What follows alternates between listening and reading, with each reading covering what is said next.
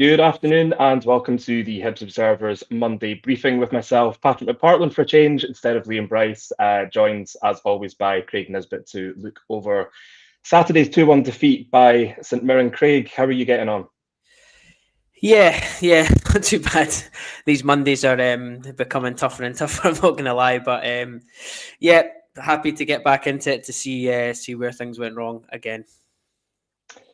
Yeah, I think I was very much the same as you. I thought maybe a change in presenter might allow for a change in scoreline, change in result, a change in what we were talking about, but unfortunately it does. But like on a sort of different note, because it was, as we'll come to discuss, it was, a bit of a downturn from the previous three matches. So a lot to get through in terms of the tactics from Saturday. We'll be going through the first half and the second half in forensic detail as always. Before we begin, just a small mention for our sponsors, Good Vibes Giveaways, who are proud to sponsor the Hibs Observer, offering fantastic prizes to fans of the club. Prizes change weekly and include tech, gadgets, days out, weekends away, tax-free cash, and even Oasis tickets. So get your tickets now at www.goodvibesgiveaways.com and enter for your chance to spread the good vibes. Okay, not a lot of good vibes at Easter Road on Saturday, it has to be said. I think we'll just start off with the team selection, which I think based on what we've seen previously, it wasn't a huge surprise. I think the biggest issue, as we knew in the lead up, was who would be starting up front in that sort of 4-3-3. Were you surprised to see Elioan get the nod, or was it the obvious one for you, if you like? Yeah, I think it was the obvious decision, wasn't it? I mean, without Kurevic and with Gale, it was probably through, reading between the lines and what David Gray was saying, he wasn't going to be fit to start. And even when he came on, he didn't really look super fit to come on either. So it made sense for Ellie to get the nod. And, I suppose him through the middle, it's been something we have done in the past sort of sporadically with him. It's obviously not his preferred position, but there was a wee bit of hope going into it. With him and Boyle and Hoylett, you maybe hoped for a bit of rotation there, and maybe getting in between the wing backs and the left and right centre backs really was maybe the hope going into it. But and then obviously Chris Cadden coming in for Miller. Was another one, quite an obvious straight swap, and keeping the rest of the defence and then that midfield three the same. So yeah, I don't think it was too shocking a team lineup, to be fair. Does it feel at the moment that sort of, obviously we're saying this in the lead up to the game as if we're, it's not happened yet, but did it make sense just to go for the, a similar team as possible, just given that there had been, I know it was 3 draws, but there did seem to be a little bit of an upturn in performances, particularly in the Dundee United game where, it was that sort of late VAR decision that, kind of robbed Hibs of what would have been a vital 3 points. But was there any argument for changing out more than he did, or is it at this stage, is it just a case of trying to get as many of your sort of best performing players in the lineup as you can? Yeah, I think the one thing we've really lacked this season is any consistency, really, whether it's through suspensions or injuries. And even again, going from that Dundee United game, you've got your striker suspended. Miller obviously got the goal. Despite maybe the rest of the performance, he scored the goal and it was a threat, and it has been a threat for us. In terms of assists and goals. So, even that game, still we came out with losing 2 fairly important players, and I think it's then important for us to keep as much of the, I suppose, the centre and the squad together and get them playing as much as possible. So I do think we need to build consistency.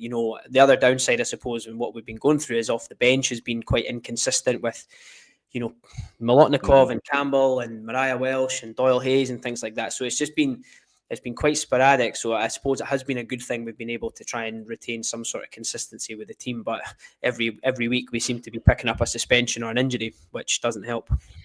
You mentioned the subs there. We'll come on to them later because there were obviously 3 halftime changes with, I suppose, varying levels of impact on the second half. But I'll just move on to the race chart here in terms of expected goals. You said that Hibs haven't been particularly consistent this season. I think one level they have been consistent is not really hitting the heights for expected goals that you might see or want to see, given the sort of wealth of attacking talent they've got in the squad. It was obviously, the XG for Hibs on Saturday was 2.42, but that was obviously heavily inflated by the 2 penalties, which I think accounted for 1.52 XG if memory serves. But aside from the 2 penalties, non-penalty goals XG, it was a sort of similar story. And 2 shots on target, both coming from the penalty spot, is disappointing, I suppose, isn't it? From what we'd seen, there was sort of like a bit of a hope that we might sort of see something a bit more in the final third, because it did seem to be that sort of upward trajectory, and just it was that sort of like the final piece of the jigsaw, if you like, was missing in the previous 3 games, and this should have presented a really good chance for them to finally sort of make it click in the final third, and it just didn't work like that, did it? No, and I think it it does go back to what we're saying about the lineup again. Kurevic being suspended. He's not been in sparkling form. Like, there's no doubt about that. He would have wanted more, but he certainly gives us like a vocal point in the attack, and someone that we can maybe bounce off, someone that can hold the ball up for us as well. And obviously Miller is dangerous from set pieces. So and they're 2 sort of quite tall players, and I think taking them out of the team, we're not at a stage where we can sort of afford that, and we don't have really like for like. I mean, Cadden can come in, but it's not quite what Lewis Miller does. And I know there's probably a debate between one or the other at certain points. I think they've both got their pros and cons, but obviously having Ellie going through the middle is a very different dynamic, because you can't really go long, because although he did win his fair share when it went up to him, but we needed to keep the ball on the ground. And I suppose the mid, if people want to go back and watch the last video, we spoke a lot of that first half against Dundee United. That midfield 3, Triantis, Kwon, and Newell linked so well together in that game, in that first half, and we're moving really well, and it meant we were getting the ball into like some decent areas in the final third. But as we saw, it just didn't work like that in terms of the first half. I do think the early goal, we're a team that's very, very low on confidence, and especially being at home as well. And, you can see there's not a huge amount of distance between the 2 goals. The first one, the first one went in and it kind of sucked a little bit of the life out of the stadium, but most people then kind of glanced at the clock and went, right, there's time here. And we did have a little bit of a push, and you could see we were maybe starting to try and get into the game. And that second one was a killer. And you can see after that, it's only the 2 penalties that really lift our XG up into that. But without them, you're probably looking at below 0.5 probably for that game, which is, again, it's a trait that we've seen for a while, where unless it's a set piece, we're really struggling to create any sort of meaningful chances. Yeah, and I suppose the concern from what I'm seeing on kind of our match days is that there feels like there's like an over reliance on getting crosses into the box, which obviously is going to reduce your XG anyway. But it just sort of feels there were a couple of times in the first half. I'm sure we'll look at it throughout the course of this sort of briefing, but times when even mixing it up, so players hitting the byline and cutting it back, it just wasn't happening. I mean, after St Mirren's goal, there was a really similar move involving Hibs. I think it was a beta trying to set up Yuan, and it just you just think if that's a team, if it's players who are sort of higher on confidence, then it possibly works. But it just sort of feels like the way things are going for Hibs at the moment, it's even trying things which it does feel very basic in terms of hit the byline, cut it back, and hope for the best. Almost, that's not really falling for us. In terms of I'm just going to bring up the sort of first half passing network here. You had a few comments about this, I believe. Yeah, I mean, me and Liam have kind of dropped these in each week now, and I'll maybe have a look at the one in the second half as well later on, which is quite interesting. But you can see there again, like there's such quite a big reliance on the left-hand side. You can see actually O'Hora kind of having quite a high, ironically quite a high on-ball value, despite is obviously his error for the second goal. And you can just see that we often go, the reason he's there is because it's often we go into Newell or out to Obita and Hoylett, and that's kind of where we link. But you can see that even though Triantis and Boyle are sort of yellow, so their on-ball value is a little bit higher, that Kwon's in terms of his positioning is higher than Yuan, and that was a real issue. And when you look at your front 3 there, the distance where Hoylett is compared to Yuan and Boyle, it's just very, very disjointed. And actually, again, if we're looking at Newell and Triantis are quite deep, Kwon is extremely high. It just paints a really sort of not so great picture in terms of a team that are different players have come in. We're still kind of trying to do the same stuff, like you say, get balls into the box. That's not really working because we don't quite have the players to support those types of attacks. And it kind of played out in a very disjointed, and actually bizarrely, from having probably our best half of football last week against Dundee United in the home game, I thought this was probably one of our worst. Looked like a team that were very, very unsure what to do when they had the ball. And we touched on it last week with Liam about all the good things that were happening. It was people being brave, it was taking chances, it was playing forward, and unfortunately it was just few and far between. And even when we did do that, as you touched on there, when we got to the final third, we just didn't create anything. Yeah, a similar story. I think as well, like we've been at a few games recently. You can hear the coaching staff better at some games than others. Ross County away is a good example. You can hear the coaching staff telling it's been Joe Newell to get higher, and I was a bit surprised that it did seem to be Kwon that was sort of getting that instruction at the weekend. But again, as you say, it just feels very disjointed that you've got him sitting higher than Eli Yuan, and then even the front three. You look at that, and on paper, you think that's a really good trio. Talented, a lot of similarities, but you just think, well, there's the option surely to rotate throughout the game, to kind of keep the opposition defense busy, and it just didn't happen. It just didn't happen like that, as you say. You mentioned Nectar Triantis there. I think it's hard to look at the team at the moment and sort of pick anyone out who's been consistently an impressive performer. I think Junior Hoylett has at times looked a cut above. I thought on Saturday he was quite quiet, a bit sort of isolated at times. Nectar is someone who I think has had great games where he's shown why they wanted to bring him back, why they wanted to put him in that sort of number 6 role. But again, it just felt the fact he was taken off at half time, I think probably spoke for itself. But just in terms of his positioning, this is the first of a couple of slides here.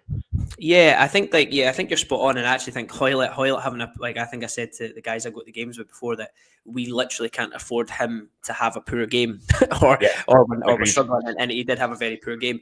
I sort of we touched on this last week where St Mirren obviously play sort of like McMenamin and Kilty kind of come in the pitch a little bit and to support Olasanya and that sort of front three.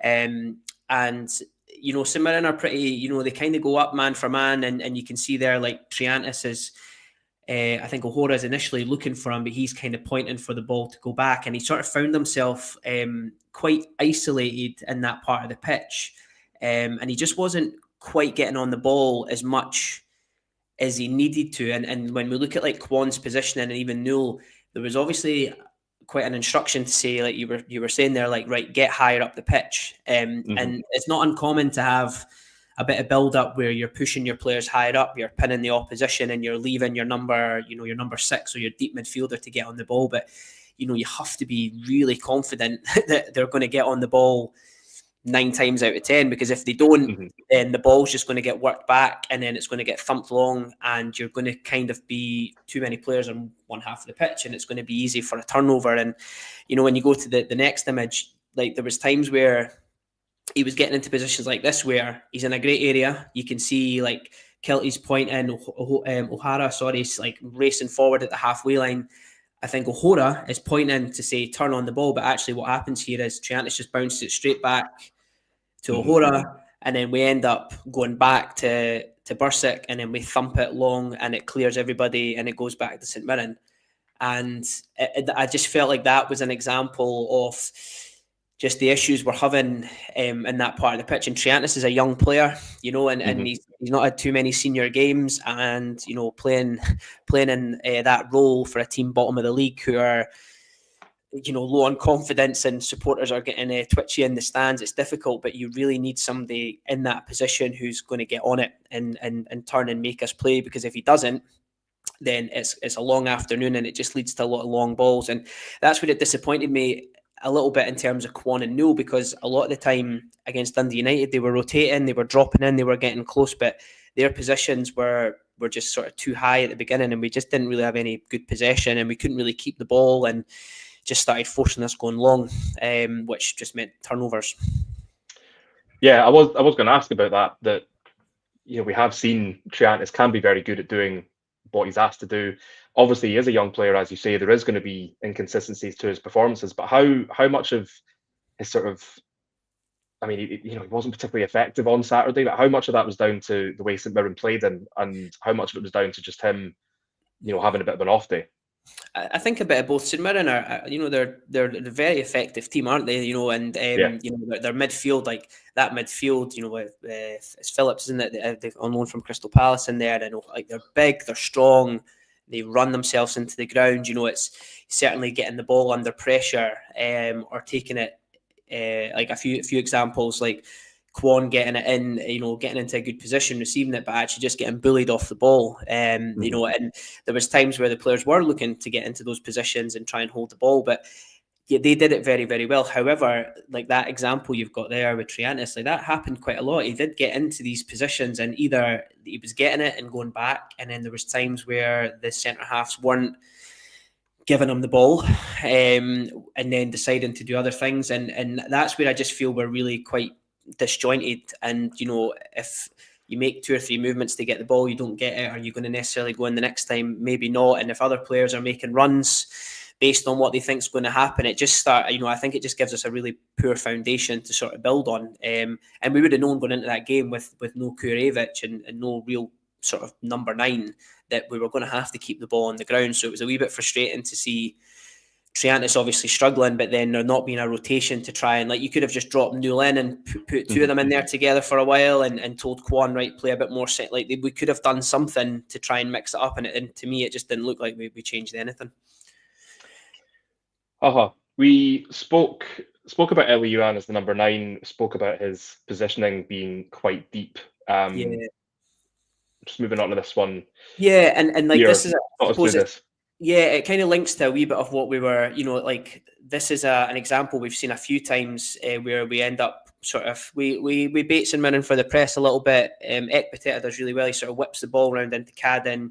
You can see Cadden's about to get pressure from the St Mirren sort of left wing back, and Tanzer is there, and you can see Kwon. It's quite often when we do where Kwon drops in and basically he's just looking for that bounce to then whip it around the corner for Boyle, for Yuan.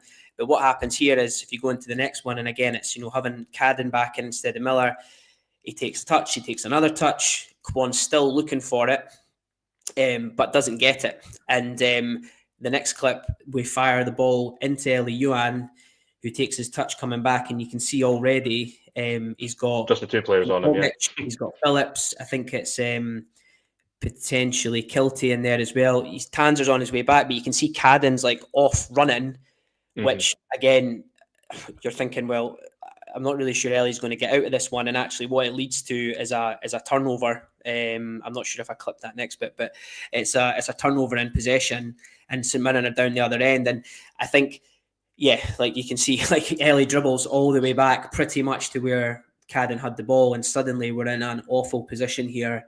Cadden's raced forward, there's been a turnover, and St Mirren are behind. And actually, if they were a bit more clinical, that was a very open and easy chance. And I think that was just, Kurevich hasn't had the best of hold-up play for us this season, but in moments like that, he can sort of hold his own or link the play really quickly. And I just sort of felt that, we weren't really playing to those strengths there. If that bops into Kwon and he whips it around the corner, and you've got Boyle and Yuan running into the corner, St Mirren running back to their own goal, you've got a chance in there. And I just felt like we never really played to Ellie's strengths, and having him doing things like that, it just kept leading to these situations.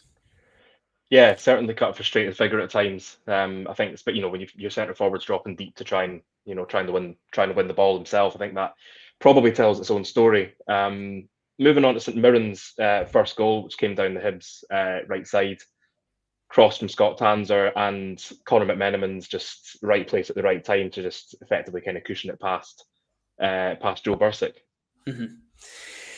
Yeah, so I mean, I've obviously highlighted the 3 players who are on the right hand side there, and the ball's over there with McMenamin, I think, actually, who wins the initial ball. So you've got Kwon, Boyle, and Cadden, who are probably the most the closest players to affect it, and then obviously Tanzer there in the left hand side in the red. So Obviously, McMenamin picks it up and it works its way, and they switch it across to Tanser onto the left-hand side. Now, at this position here, obviously, Cadden's position, he is quite, he's quite tucked in beside Ekpiteta. You could argue against the sort of, when you're playing against a team with wing-backs and that sort of like 3-4-3 or 3-5-2, that, between him and Boyle, they need to be aware that somebody's going to need to be out there as quick as possible. But I do think they try and recover quickly. It's a wee bit harsh to maybe say that they're too tight in. We'd probably be criticising them if they were too far apart and we got ripped open through the middle. But I've highlighted Kwon because McMenamin comes onto that side, and as the ball goes down the left-hand side with Tanser onto that next image, Kwon's been guilty of this a couple of times. I think against Dundee earlier in the season, when I don't think it was maybe Lyle Cameron that scored potentially. He switched off against Dundee United when we were away. Here, he's looked for McMenamin, but he just slows down and he's just sort of ball watching here. And where the red arrow is eventually where the ball's going to go. I think I seen Mikey Devlin on Sports Scene talk about Ekpiteta and talking about covering that front space. And I do agree he could have done that, but I think there's also a run in the middle. I'm presuming it's Kilty from that position there, who is just attracting his attention, and he can't really afford to sort of leave him, in that moment. And as the ball progresses down before Tanser hits it, you can see here Kwon sort of lost the position.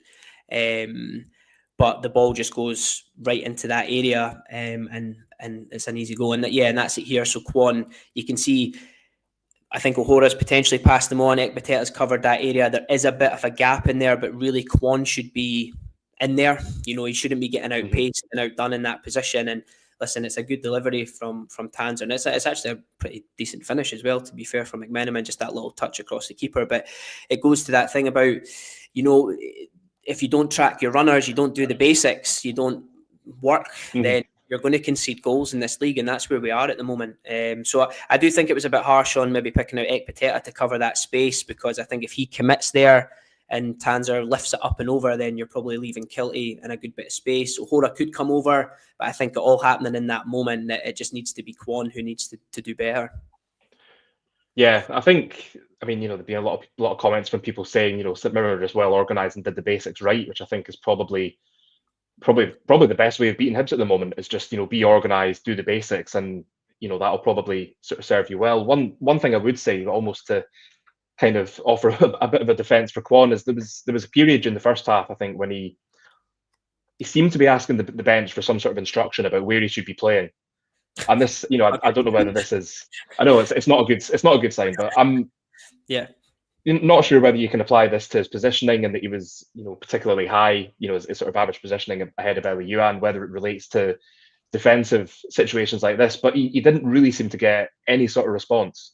I think in the end he just sort of, kind of threw his arms up and just like went back to his position without really getting a straight answer about what he should be doing, where he should be playing, and that's got to be a concern, because if players don't know where they're supposed to be playing, if they don't know what areas they're supposed to be in, what they're supposed to be doing in certain, certain passages of play, And I see. I totally agree with you, and I think when, if you're going to play like we tried to play on Saturday with Triantis deep, and you're saying to Nuland Kwon, right, you're going to be pushed really high as like an 8 and a 10, and supporting Ellie further up and all that, out of possession, then you need to be really well drilled on what you need to do when you don't have the ball, and they need to tuck back in. Now, I don't there's McMenamin isn't Kwon's man, really, if you look at where McMenamin is on the pitch, but when he comes off and he makes that run across into that area, then there's a responsibility there to pick up. Now, you could say, if it's Triantis who's the deepest player, should he be the one covering those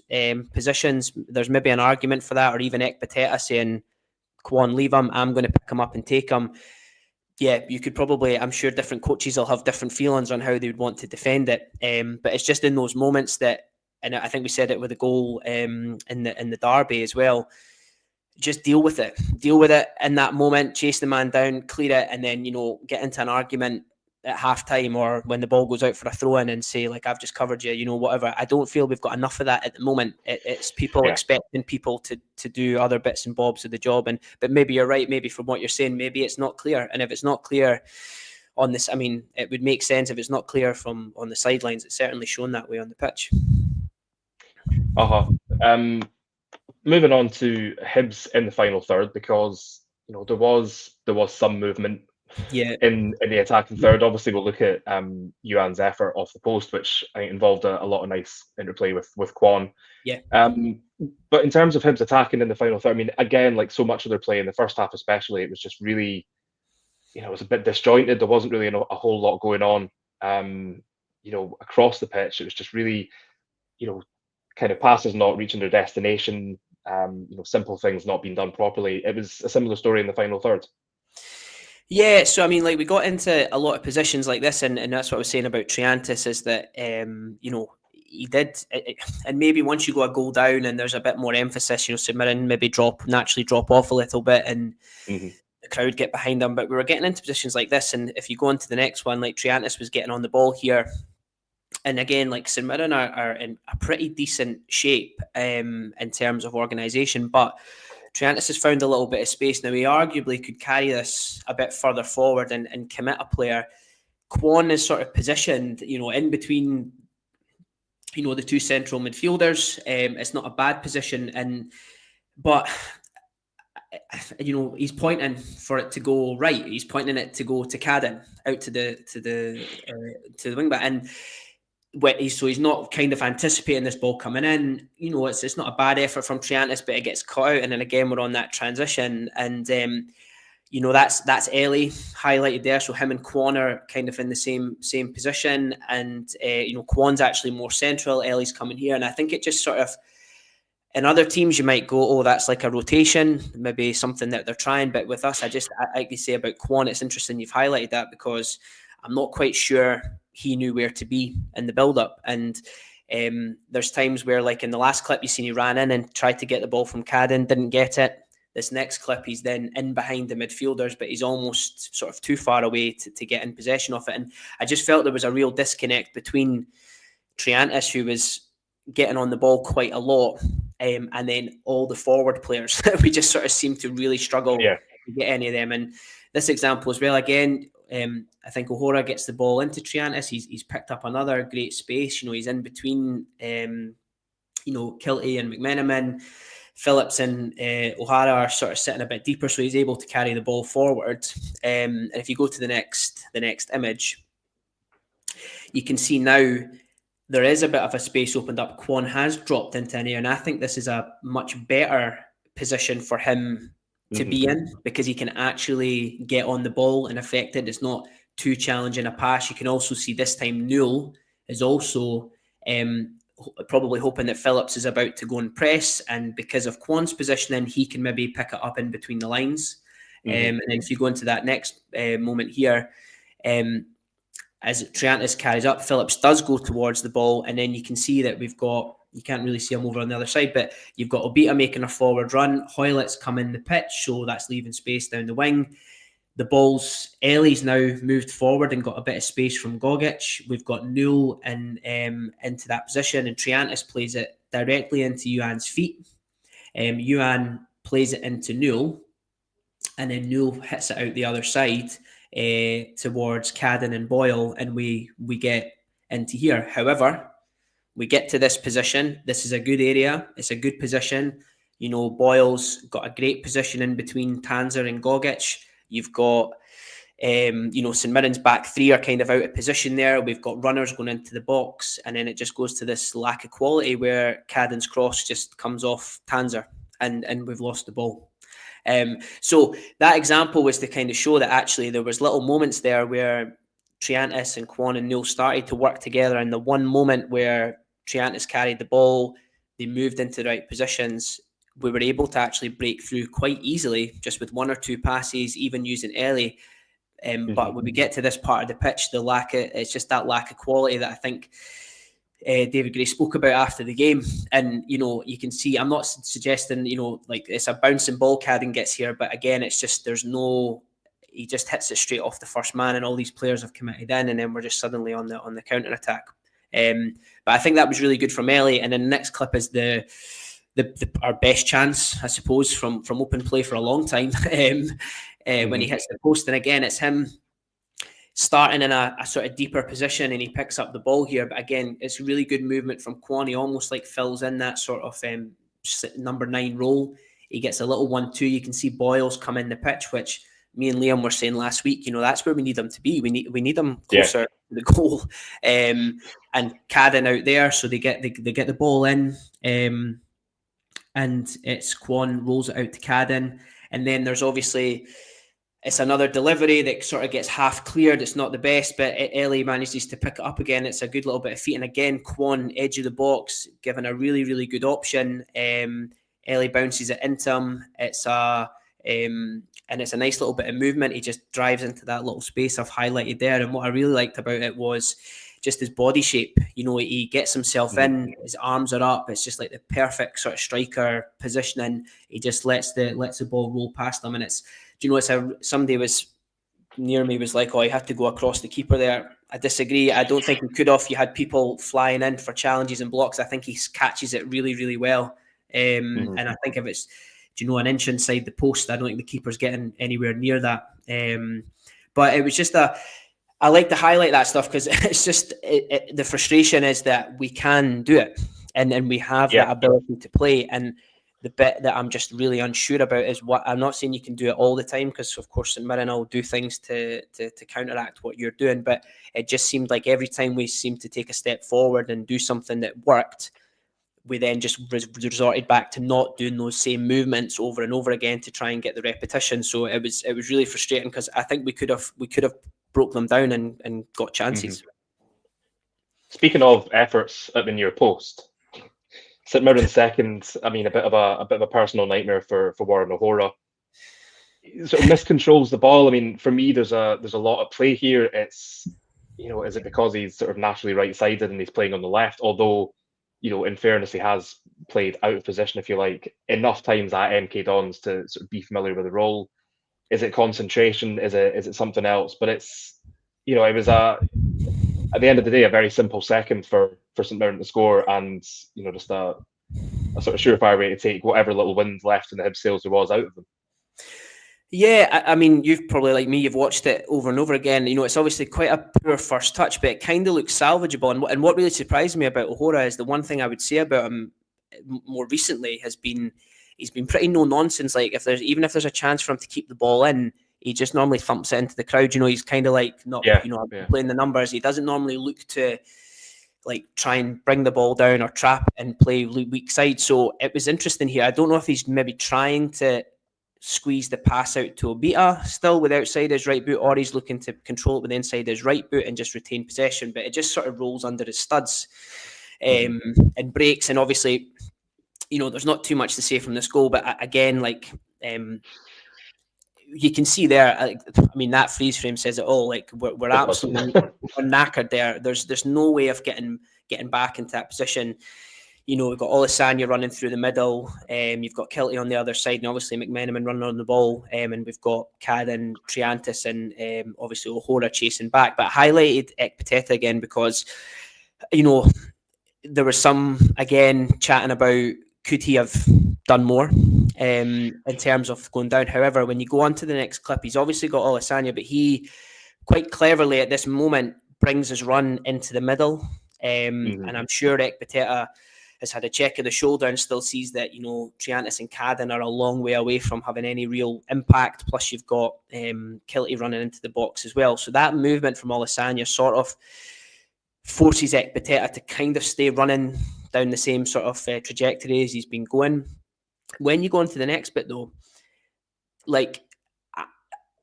people were like, oh, at this point he should go across. Now if he commits here before, McMenamin will probably cut the ball back to Olisanya because it's, if Ekpiteta goes all the way over.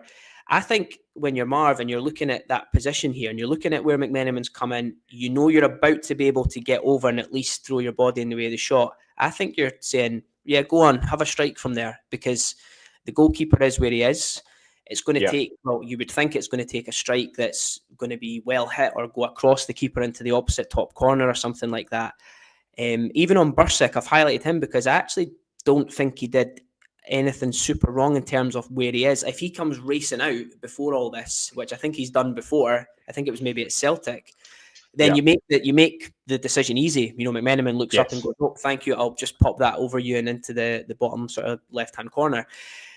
But it's not a particularly great strike from McMenamin, and Bursick just sort of falls. Because just like that is literally as McMenamin striking the ball, and you can see Ekpiteta is just about to sort of throw himself in, and I do appreciate McMenamin's got closer into the goal, but again, Ekpiteta has to leave it to that moment because I think there's obviously a cutback potentially going to be on offer there and an easy finish. And yes, for Bursick, I just think I don't know.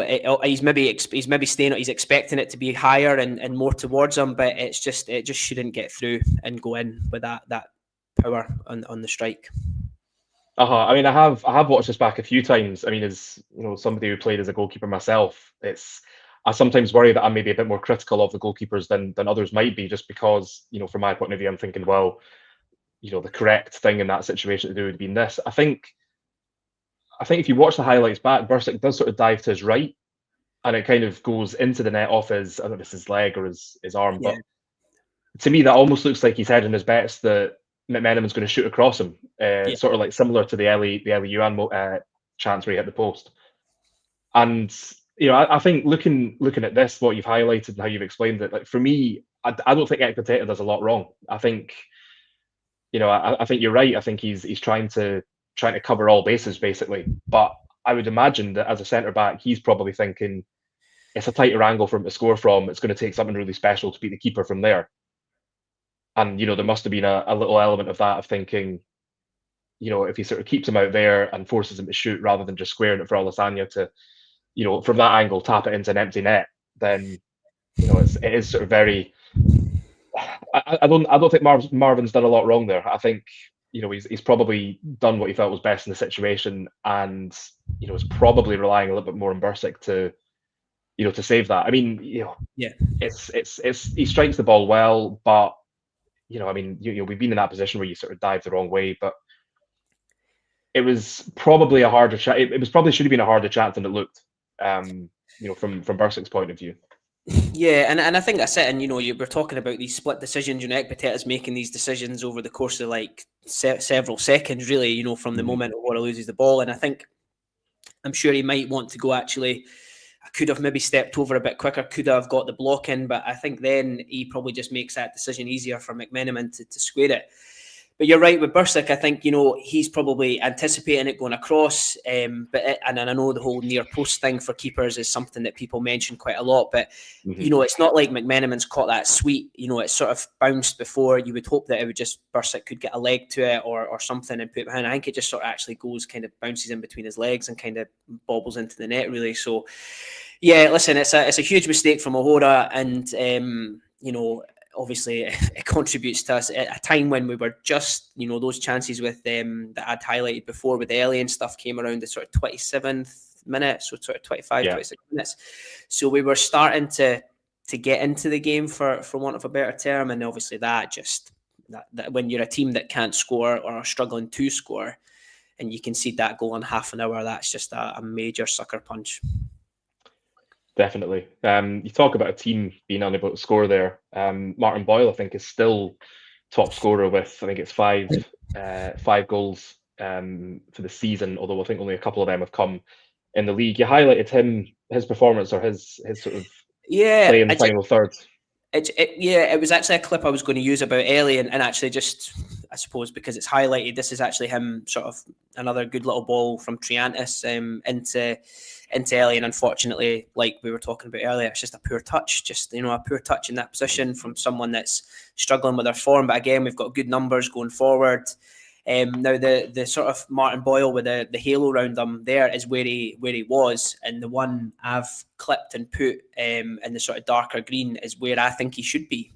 I just think when you're playing that, we need him in between wing backs and full backs Yeah. and centre halves and running into those positions, I sort of feel now he's slightly wasted out in that area, because he wants to go past people and run into the box for cut, and I just don't think he's got that ability anymore, really. I think he has towards the end of games when players are tired and he can, if he's come off the bench, I would think he could manage that. But just at the moment, I just feel that we're not utilising him the best. And I would say in that moment there, kind of similar to what Hoylett's done on the other side with Obita, I would much rather see Boyle inside the pitch here and Cadden out wide than that. And in this moment, again, it's just before half time. He gets it here. Cadden actually makes a good run down into the corner.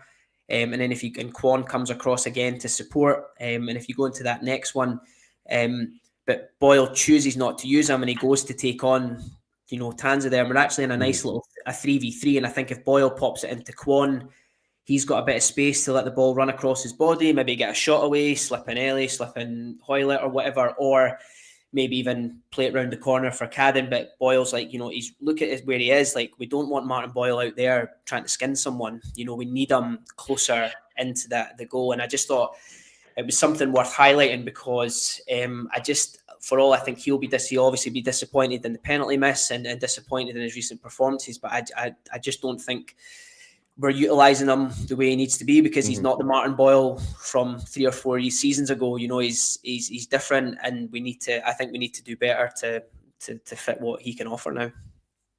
Yeah, I mean, I think we've discussed this ourselves. Like, in terms of just shaking things up for something different, is it better to have him as an impact sub for a couple of games just to, as you say, make use of the pace that he has? I mean, time catches up with all of us. None of us are as quick as we used to be. I'm certainly not, but it does. The number of times watching the game on Saturday when I felt kind of like you've just highlighted there that he, shouldn't be that far away, should be sort of further in, or there were times where I sort of felt he maybe made the wrong decision. And is that, does it come down to that's what he's been told to do? Is it not trusting other players? Is it, I think there's basically a lot at play here. And although I would say probably from that first half performance, there were probably some who, performed. I'm trying to think of the word to say. Probably didn't have, the best of first halves, and I don't think Boyle would be sort of like your top 3 or 4. Although obviously you do want more from him. David Gray did sort of talk about the first half being unacceptable. Repeatedly apologised to the fans for the performance. He did make sort of 3 substitutions at the break. He brought on Rocky Bashiri for Warren O'Hora. Dylan Levitt came in for Nectar Triantis and Nicky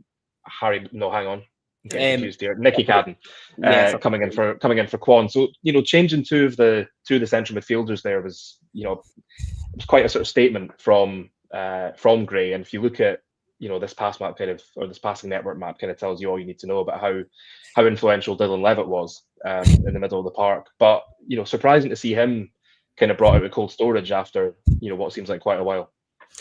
Yeah, I mean, it was pretty interesting subs, and like I was actually surprised to see O'Hora going off. It's not Gray's not been the type of manager to sort of hook someone after an error. So that was interesting. I mean, there might have been other factors at play there, but in Levitt, yeah, I mean, listen, Dylan Levitt, I've done an article on him before, and I'm a fan of him, and I think a lot of supporters in the stadium really like him, and we're about to talk about some really positive elements of his performance. But yeah, you can see there that straight away, coming on in that second half, he's pretty much pivotal to everything that we do going forward in terms of his on-ball value. What I would say to kind of caveat that is when St Mirren are 2-0 up at that point, they are going to naturally sit off the game a little bit and look to hit us on the counter. So Levitt is going to get more time on the ball, so it's not to sort of put down his contributions in the second half because he was very good. But that just naturally happens when you're 2-0 up and things like that. But it was a wee change to shape as well. Obviously, I think we specifically tried to put Levitt in Newell, even though his position's a little bit higher there. He was played a little bit sort of deeper. We let Hoylett kind of come into that sort of number 10 role for a little bit. And Nicky Cadden obviously holds a much sort of wider position than Hoylett would have done in the first half. So yeah, it kind of set us up into more of like a sort of 4-2-3-1 sort of shape. But certainly thought there was some positives from that second half performance. Yeah, and I don't know if I think the first step I had a wee bit about sort of overloading to try and switch the play, which I thought we were trying to do a bit more. So again, like in this example here, it's we're trying. I think, and you can see there now we've got Boyle and Cadden on that side, Ellie through the middle, Hoylett just picking up that sort of number 10 position. But quite often, what was happening, we were getting out into these areas. If you go into the next image. And I just sort of felt that things were too slow, similar to what we just finished the first half with. Where the ball gets switched out there by Newell, the ball's going out to Cadden there. You can see Boyle is then sprinting to make that run, and I'm just kind of willing Cadden, or whether it's Miller some weeks, just to go right, just play it down the line. Don't overthink it. Ball comes out, Boyle's going to make that run, play the numbers, just get the ball in behind and have St Mirren running back. And I think, and it comes from a lack of confidence maybe, and players coming in and out, but I feel like often we just take 1, 2, 3 touches, the opportunity's gone to play it, we then come back, and I mean, if you're playing against Hibs and you're in opposition, the triggers to press just must be so easy, because we just do the same sort of things. And again, like, we managed to sort of get out there, but you can see St Mirren are, like, they're just so well organised over in that shape that actually they can afford to let Boyle go wide, and they can send another centre half over, and you've got O'Hara coming in to cover, and Gogic can afford to push on Ellie. And I just sort of felt like our play, even though it was better, it's just really slow. And then again, we've got Boyle again wide in this position here, and Boyle from 3-4 seasons ago can maybe run past and do that, but now that's just not any use to us. And we've only really got Hoylett in the middle, because Ellie's kind of come out. So, there was a lot of opportunity to switch the play, and I think we did that quite a lot with Levitt on the ball. But I just sort of feel that, and whether that's a player's been unsure thing or what the instructions are from the sideline, but if you are going to overload one side of the pitch to switch it, to isolate the other side, like, you have to do it with like a bit of zip and a bit of pace, and you have to get the balls in behind quickly, because if you take a few touches and you're against a team as organised as a St Mirren, they'll just catch up with you and get themselves in positions and put themselves in good positions to counter-attack. Exactly. I mean, you talk about, Hibs kind of being ponderous in the build-up play, but one of the sort of enduring comments I saw about Levitt was that he did sort of help things tick over in midfield. He was moving the ball quicker. I think the next few slides you sort of highlighted his sort of performance in the second half. Yeah. Yeah, he was good. Like, again, it's that similar position we highlighted that Triantis would get himself into. However, if you go on in this one, you can see as he steps, he is really willing to go in and sort of demand the ball. The one thing I would say about Levitt is that he often, you can see him wanting it and showing for it. At that moment there, Ekpiteta hits it in. He's got pressure from Phillips on him, but he plays first time. He plays first, and that's a big difference, I think, between him and Triantis, who likes to have a touch and maybe drop the shoulder and move. Levitt likes to play quickly and play through lines, which I think we need in that moment there. Leads to Hoylett in this position here, which is nice and dangerous. And again, you can see we've got St Mirren a little bit sort of all over the shop. We've got Nicky Cadden left, Obita's making a run forward, Ellie's coming into the middle, Boyle's in that position we were just talking about, in between the fullback and the left centre back, and Chris Cadden on the other side. So it just, little moments like that, again, you won't be surprised to know that we lose the ball later on. But however, it was still better. And again, here, I think in that first half, Triantis was bouncing the ball back to Ekpiteta here, but what Levitt does here is just wraps his foot round it for Cadden to move forward. And again, you're taking out, 2 or 3 St Mirren players with that and allowing Cadden to drive forward into space. If that goes to Ekpiteta, then goes out to Cadden, he's already under pressure. So you need somebody like Levitt to whip it in. Again, he picks up spaces like this, which are great. Again, you can see Newell playing that little bit higher up here. And again, he can find little spots. I think he does with this pass, sort of slip it into that area.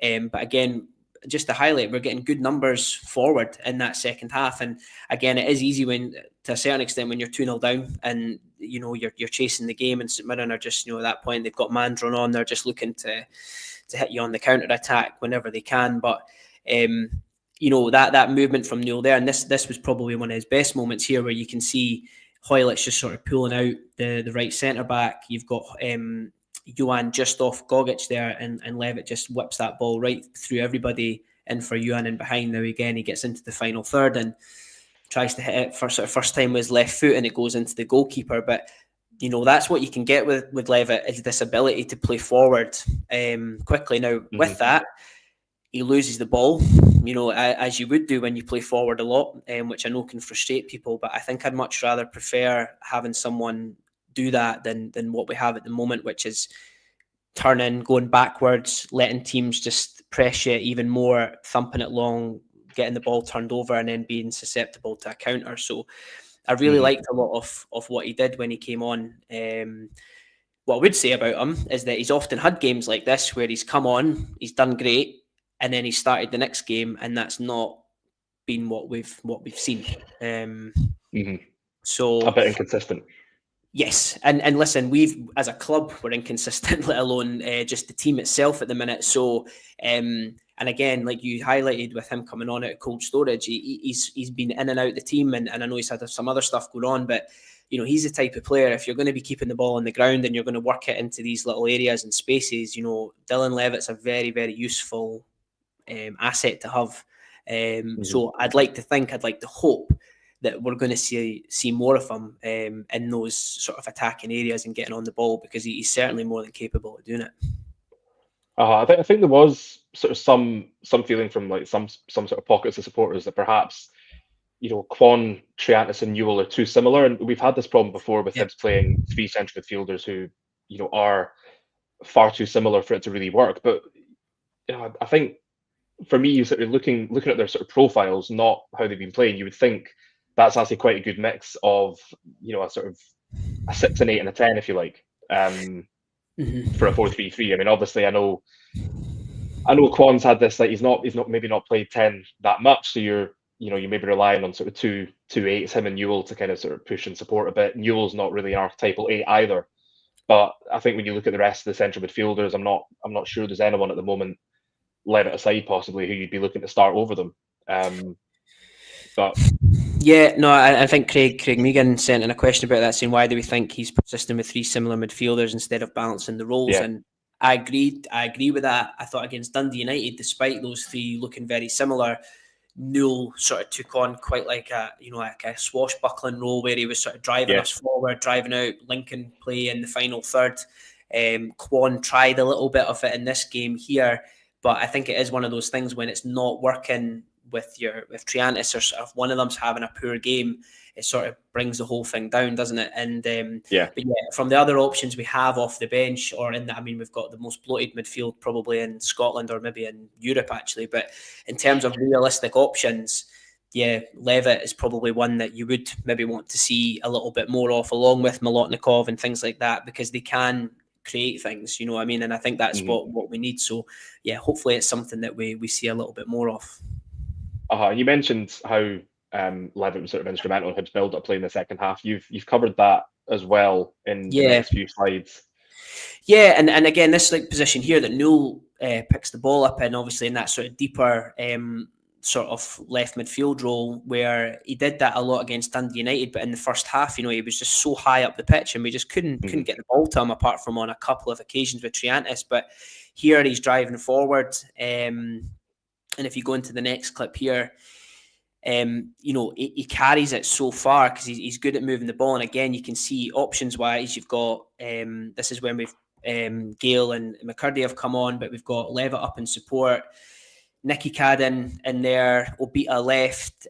So again, we've got some decent options sort of in between the lines, but we just needed Newell to do that sort of ball carrying role a little bit more. But with that change with Levitt, I don't know if they felt more comfortable with Levitt in there, knowing positionally where he is on the ball and that he would be there to take it and to pick it up, that if that made them feel more comfortable dropping in to do that. But it's we need that to happen. If Triantis is struggling on the ball, We need that to happen early on in the first half. And yeah, we end up, working the ball wide here. And this is when we've made our substitutions and we've now got Ellie wide into this position here as well. But again, we're getting good numbers in the box. McCurdy and Gale are trying to sort of get in between the centre halves.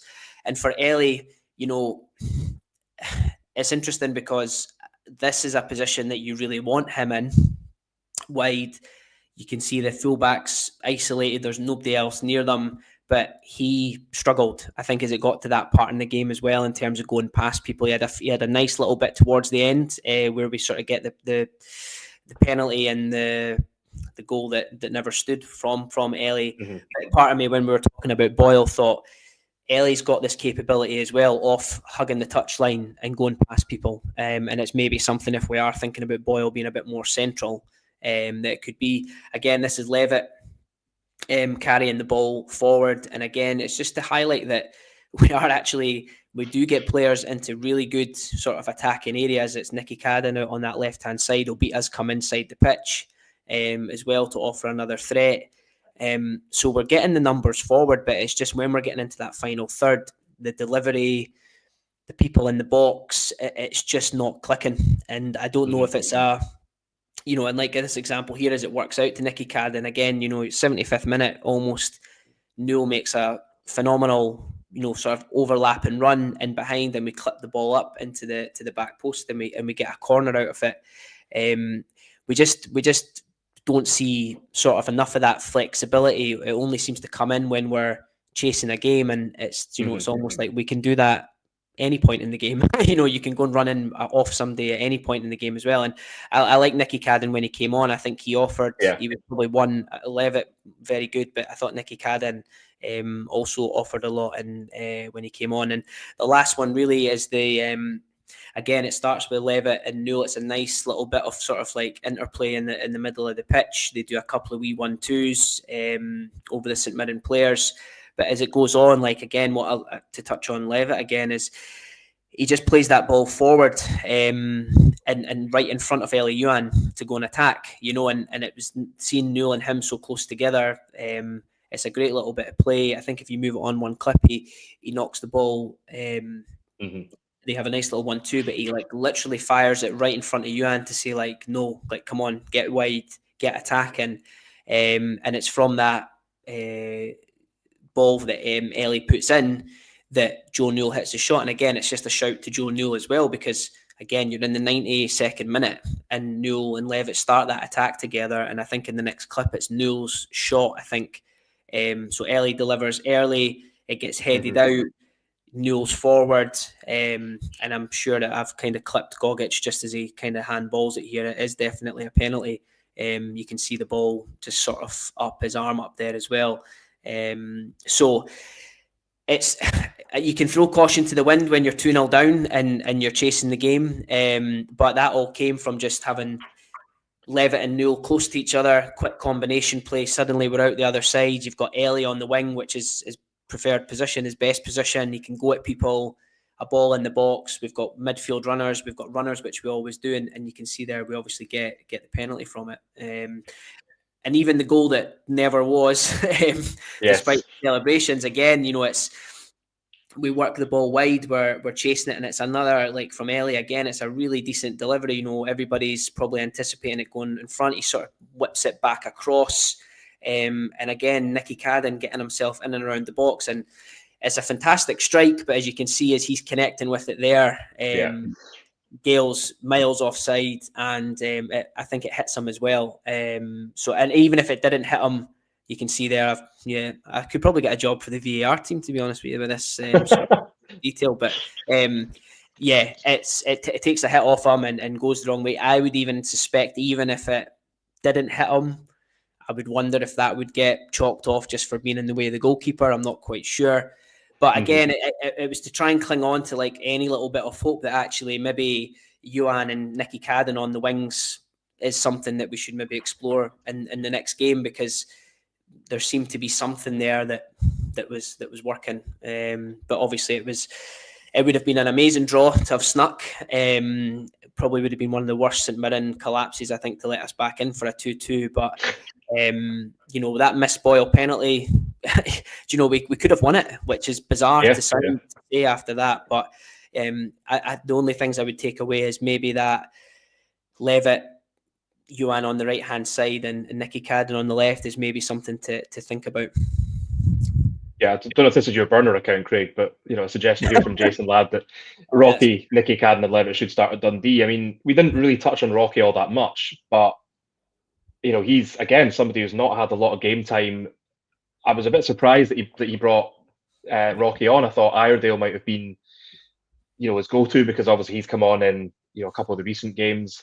Granted, Hibs moved to a back three at the time, but I thought, like, obviously Rocky played that sort of left centre half position last season, and was quite often tasked with kind of progressing the ball up the pitch, just that sort of running into midfield with it, which I think we've seen O'Hora do on occasion. But as you touched on earlier on, he sort of seems to be playing more sort of like no nonsense, just sort of shelling out of the park, rather than trying to do the fancy stuff with it, which I think is how Ekpiteta described it. Said that he takes care of the clearances, and O'Hora does the fancy stuff. But we've seen both of them sort of resorting to if in doubt, knock it out. And I did think there were a few times where Bushiri did sort of look to just kind of like move the ball forwards, just those sort of driving runs in the midfield. And yeah, I think I can maybe think of one incident where I think St Mirren maybe got a bit of a half chance, but on the whole, pretty solid. And again, you'd probably say, I mean, I've been saying for a while that I think his best position is probably on the right of the back three. I don't think we've ever really seen him play there all that often.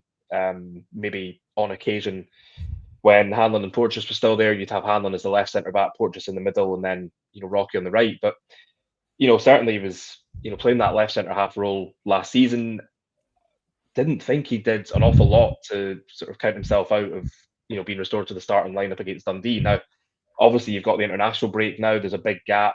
There's been questions before about players who've been maybe they maybe made an error. As you say, David Gray tends to kind of keep faith in them. He doesn't tend to drop players for individual mistakes. We know that he has pulled players out. Josh Campbell, I think, is one where there's been a suggestion that he almost feels he's trying too hard to make things happen. And again, he's sort of been in and out of the team. He was, I think it was something like the first 7 of the first 8 games he got game time, and now he is more often in the stand than in the squad. But I mean, there's an argument certainly after the first half against St Mirren, there is an argument to be making changes for Dundee, and there is an extended period of time, assuming there isn't a change of manager. We haven't heard anything yet. Obviously that could change, but if it's business as usual, then they do have an extended time to work on different shapes, on different things with these different players if they wish. Yeah, and I think like Rocky coming on, I first thought was like, why not Iredale? But physically Iredale is not, doesn't look to be the strongest. I think he suits a back three, and I think he's been great when he's come on in a back three. He's seems to have quite a cultured left peg and uses it well.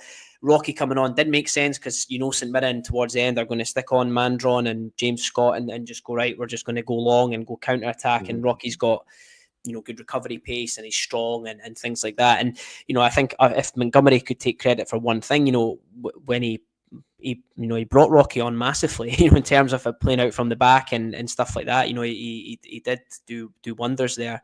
And yeah, his second half, he performed pretty well. Would you start all 3 of them against Dundee? You potentially could. It would be another change of squad, like change of first 11 again, which I do think is hindering us at times. But we're still, it's worrying, but we're still sort of like 12, 13 games in, and we don't quite know what our best 11 is, I think that's until we do, it might well be going back and looking at players that maybe had been frozen out or not fancied, that we might have to go back to and sort of have a bit of a blend of both, because the league position doesn't lie, and we've been unlucky with a couple of decisions, but overall we deserve to be where we are. And certainly Rocky's strength and his aerial ability and what he brings into the team there, Levitt in the middle of the park, and obviously Nicky Cadden, in terms of that, that would probably be 3 quite welcome changes, I would imagine, for the Dundee game if that's what they want to do. Yeah, I suppose. I mean, like you, I'd be wary of changing too much too quickly, and you know, even despite the first half against St Mirren, breaking up any sort of consistency from team selection. But I suppose the other argument is that Gray has repeatedly said that it's not just about 11 players and subs; it's about the starting players and those who come off the bench. Like those who come off the bench can have just as big an impact. I mean, Nicky Cadden's a good example from Saturday of somebody who came on at half time and very nearly changed the game single handedly, if you like. And I just feel there have been times, I think you've covered this in previous briefings with Liam, where you look at who starts and you look at who's on the bench, and there's not an awful lot on the bench, in terms of if you want to make changes. And with players getting sort of up to speed, getting fitter in some cases. I mean, obviously Nicky Cadden was out for a while, and I think he's come on a couple of times since he came back, into contention. But Saturday was really the first time we've sort of seen him look like a potential game changer, and as we said, nearly was. But I just sort of wonder whether there's some players who might benefit from not having that kind of expectation placed on them from the start. And perhaps we talked about Martin Boyle. We talked about whether he could be more influential off the bench. We've talked about midfielders, whether Levitt starts, whether he can sort of keep the sort of level of his cameo against St Mirren. If he starts against Dundee, can he sort of pick up where he left off? That's the sort of big question.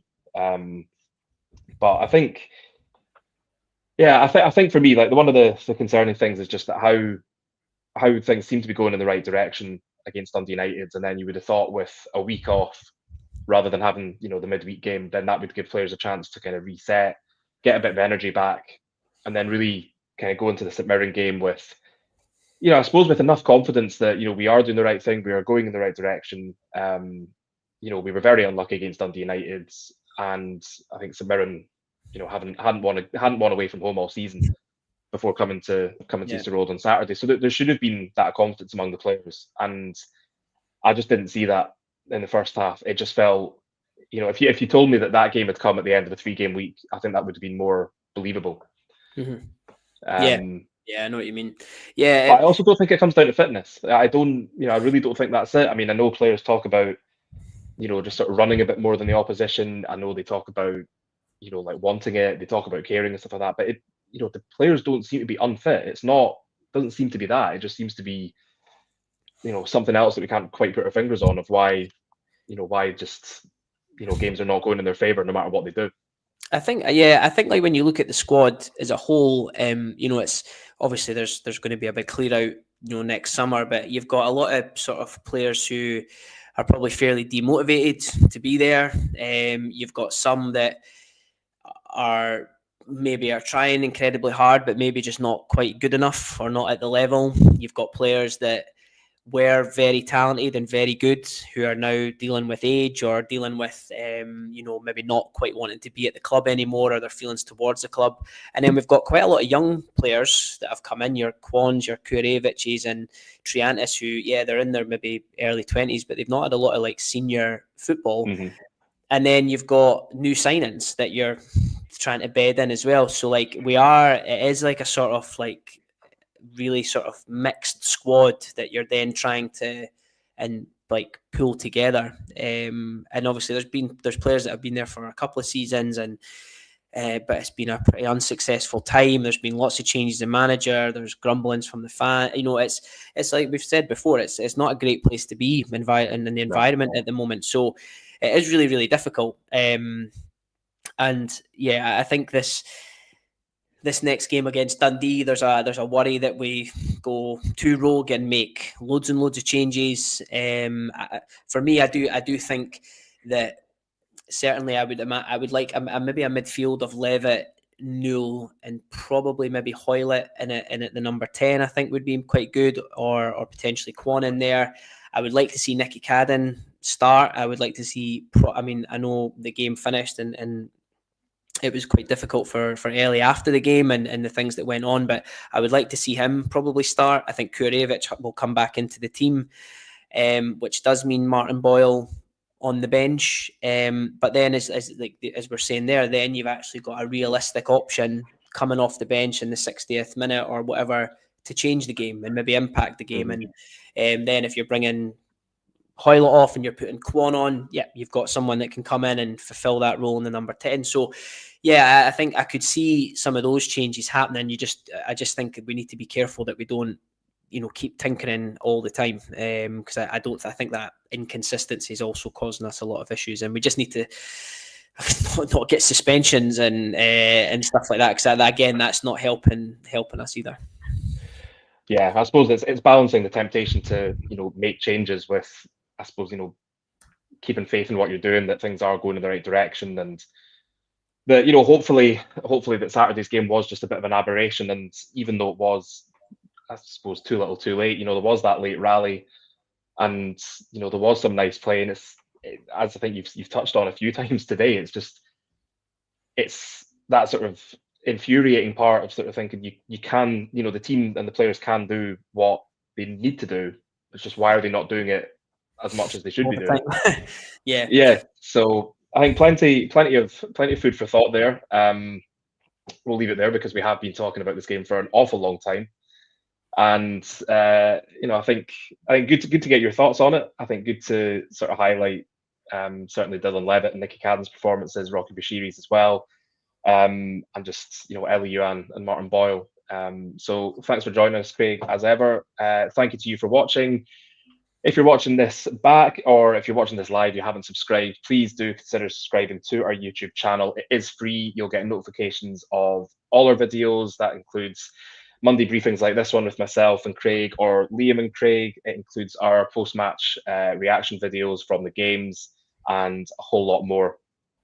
So thank you for joining us, and we will see you again soon. Thank you.